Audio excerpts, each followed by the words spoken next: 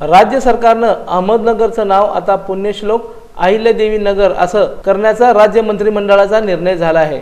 याचा सोलापूर शहरातील धनगर समाज बांधवांतर्फे जल्लोष करण्यात आला। पुण्यश्लोक अहिल्यादेवी होळकर यांच्या पुतळ्याजवळ आमदार विजयकुमार देशमुख, नरेंद्र काळे यांच्यासह धनगर समाज बांधवांनी जल्लोष केला।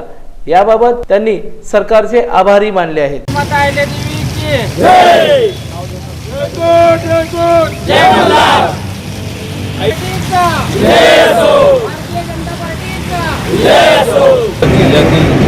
असल्यामुळं गेल्या अनेक वर्षापासून या महाराष्ट्रातल्या आणि या देशातल्या अनेक जनतेचं मागणी होते की अहमदनगर हे नाव बदलून तिथं पुण्यश्लोक अहिल्यादेवीचं नाव द्यावं। त्याचंच काल आपल्या महाराष्ट्र शासनाने आदेश काढला आणि त्याचं नाव बदलण्यात आलं। याबद्दल महाराष्ट्र शासनाचा आम्ही सगळ्यांनी आभार मानतो।